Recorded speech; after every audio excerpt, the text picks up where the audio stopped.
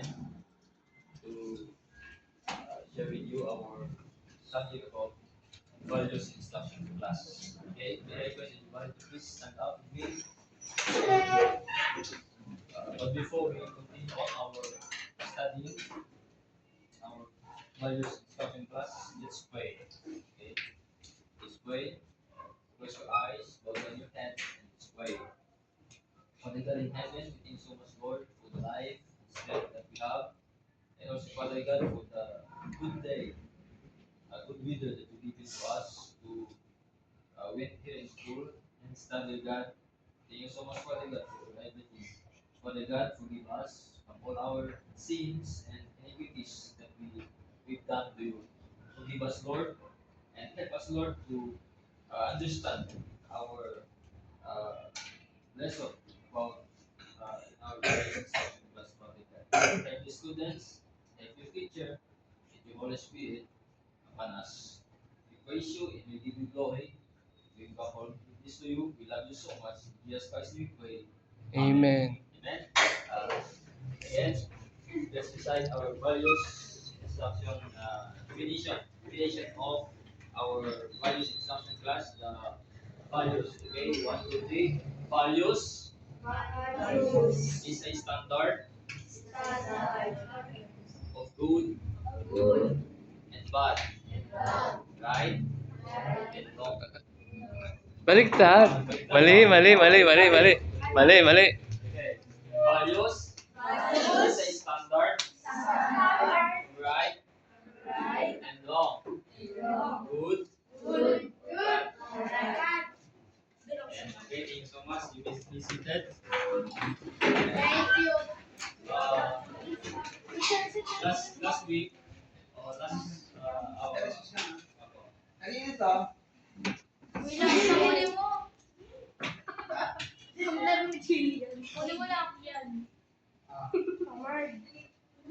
okay, last week you studied about. Did you remember? Did you remember your lesson last week of Pablo teacher Arnel Atienza about obedience? Obedience is the very best way to show that you believe to God that He is the author of our life. God is created us. We are creature, no, by God. God, we cannot see God, and all everything here in the world is created by God. And the Lord Jesus Christ, is the one that give. Siya yung magbibigay ng English ba yun? Tinatext ko na English. Siya yung magbibigay sa tao ng buhay na walang hanggan. Yun po ay si Kristo namatay doon sa krus ng Kalbaryo. Sabi ng Bible, John 46, ako ang daan at katotohanan ang buhay. Walang makapupunta sa Ama kundi sa pamamagitan ko. English, just the way, the truth, in the life. No one come to the Father but by me. John 3:16, for God so loved the world that He gave His only begotten Son, that whoever believeth in Him should not perish, but have everlasting life. For God, the greatest lover, to love the greatest degree, the world, the greatest company, that He gave the greatest act, His only begotten Son, the greatest gift, that whosoever, the greatest simplicity, believe it, no? In Him, should not perish, but have everlasting life, the greatest position. Yan. Yan yung John 3:16. Ngayon, pag-aaralan natin ang patungkol sa isang tao na ginamit ng Diyos para itayo muli ang wall of Jerusalem. Yan. And that man is called Nehemiah. And it is came from the Bible, no? Ito, in our main textbook, the Bible, Nehemiah. Sino sa inyo may Bible? In your house, bahay. I have a Bible.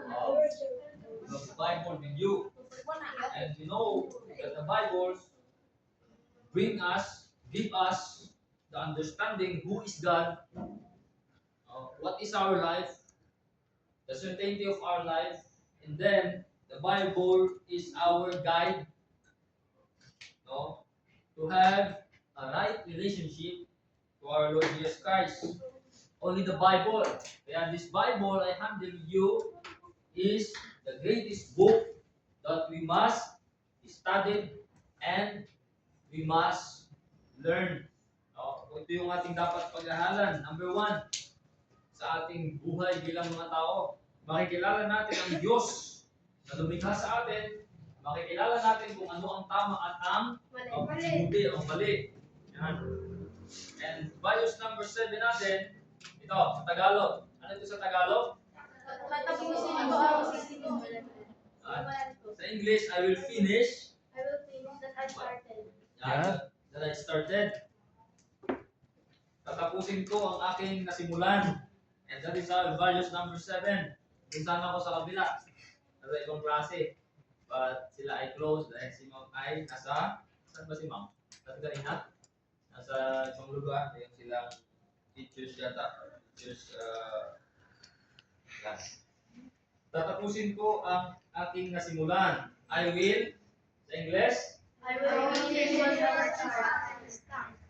finish what I start. At paano ba natin matatapos yung kung ano yung ating nasimulan? Sabi ng Kawikaan, chapter 10, verse 4. Pakibasa po.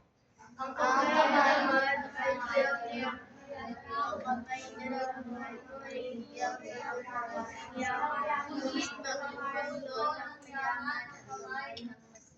Yan, yan yung ating sabihan.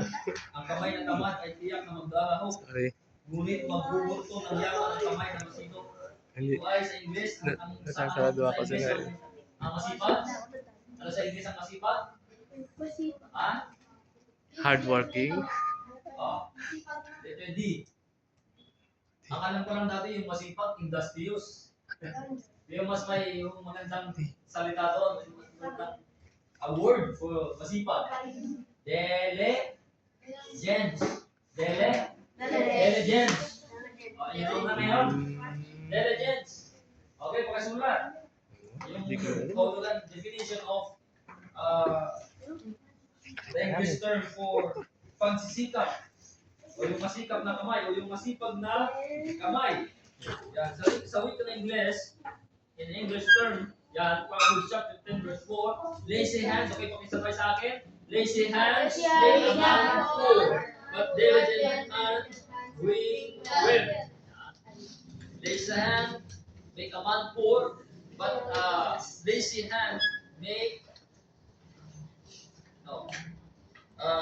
diligent hands. Yung lazy hand at saka yung diligent hand. Sino dito ang mayroong lazy hand? Pakita sa kamay. Lazy hand. Huwag naman. Lazy hand. Pag sinabi lazy, mga tamad na kamay. Sino yun? Sino yung pinto? Yung kilalang pinto sa atin? Si Juan? Si Juan naman. Huwag naman may Juan tamad. Kwento lang yun. Pero sa Bible, may yung Juan.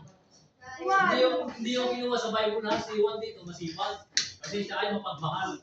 Pag mapagmahal ka, masipag ka.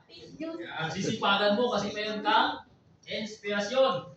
Hindi inspiration. Ang inspirasyon natin dahil sa pagiging masipag ay ang ating Panginoong Diyos.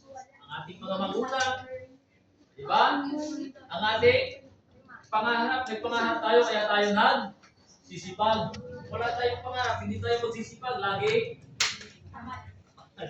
Diba pakinggan yung tamad? Tamad mo naman. Naghuhugas ka lang ng plato, ayaw mong gawin. Alam niyo yung magulang natin. Diba ang sakit pakinggan? Kapag pinapakinggan natin yun, sino dito yung kapag napapakinggan yun, lalong tumatamad. Lalong ayaw gawin yung mga ganong bagay, mga gawain ng bahay. Huwag naman. Sana. Pakinggan din natin yung ating mga magulang. Kapag sinabing gano'n, anong gagawin natin? Magpapakasipag. Kasi yun na yung ating maisusukli sa kanila. Pagiging masipag sa gawaing bahay, lalong higit sa dito sa ating paaralan. Yan, kaya may mga pinapasulat si teacher, yung mga kamay natin, kailangan laging masipag sa pagsusulat. Yan yung values number 6 natin. And number 7, I will finish what I start. No? Tatapusin ko ang anumang aking sinimulan. Very good.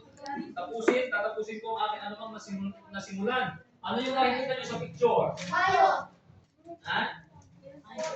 Parang donkey. Ikaw yun. kayo? Ano ito? Mga bato. Anong tawag ito sa... Parang donkey. Baka hindi mapasok ng magnanakaw. Anong tawag doon? Bakod. Bakod. Very good, bakod. Ano sa English yung bakod? Fence. Ano pa? Bakod. Pag malaki na yung bakod, anong tawag? Superman. Ball. Taas na. Ball. Tapos mga 10 metro na yung lapat. Ha? Ball. Anong tawag doon? Ball. Anong tawag dyan? Border.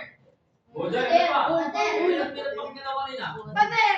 Ano sabi mo? Pader. Ano sa Tagalog yung pader? Wall. Yun. Very good. Wall. Wall. Di ba may sunta? Saan ka nakakita? Di ba may nagpakong sa sabat, isang estudyante, nagkamali siya, sabi ng teacher, freeze the wall! Ano, pinapahan dun sa wall. Bakit? Nagkamali yung estudyante, doon ka umiyak sa wall. Di ba? Iyakan lang yung wall, ano? Yan, ang kwento natin ay patungkol sa hamon sa totoong buhay, sa buhay ni Nehemiah. At ito po ay matatagpuan sa aklat ni Nehemiah. Yan. Wall. Nakita ni Nehemiah na ang wall ng Jerusalem ay, anong nangyari? Sira. Sira. It's broken. So, pag sira ang isang bagay, anong gagawin niya? Ayusin. Bakit niya ayusin? Dahil ang kanyang mga kamay ay Masipag. very good. No, masipag siya. And then, nahabag siya sa kalagayan ng kanilang bansa.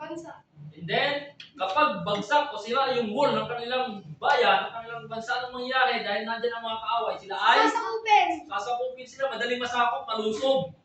Di ba nakapanood natin sa mga television, sa mga videos, mayroong isang ari na nagpagawa ng mataas na pader, wall ng kanyang nasasakupan. Dahil sa wall na yun, hindi sila kaya pasukin, hindi sila kaya, Break wall. o sila i-conquer, yung tama sa kupin. Di ba? Hindi kayang pumasok yung mga kaaway sa kanilang natutulog na sila. Pagtutulog. Saglit lang tayo. Yan, nakita yan ni Nehemiah. At alam niyo ba kung anong trabaho ni Nehemiah? Sir, magtayo ng bahay. Nagtasayo ng bahay. Isa siyang engineer. Hindi lang yun, kundi isa siyang cupbearer. Alam niyo yung cupbearer? Nagdadala ng yung inumin ng pare. Nagtatrabaho siya sa palasyo. At kapag ang inumin ng hari ay madumi o may mga bagay na naroon, anong ginagawa niya? Hindi niya ito, pinababalik niya ito. At siya muna yung unang titikim doon sa tubig o doon sa wine ng hari. Kapag may lasang to, sino muna mamatay? Si Nehemiah. Di ba napaka-healthy trabaho yun? Di ba kita yung mga waitress doon sa mga restaurant? No? Napaka-healthy trabaho nun.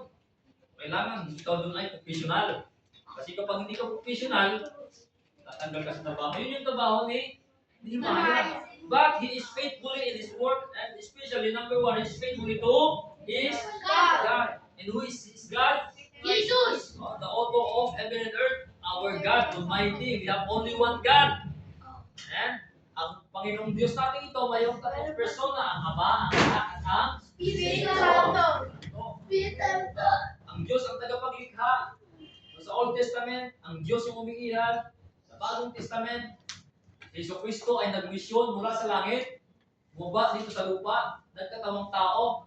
No? Siya ay hindi nakagawa ng kasalanan, hindi siya gumawa ng kasalanan. No? Dahil siya ay Diyos mula sa langit, nagkatawang tao sa umagitan ni Jesus. Galing Maria. No? Walang tatay sa laman si Yesu Cristo.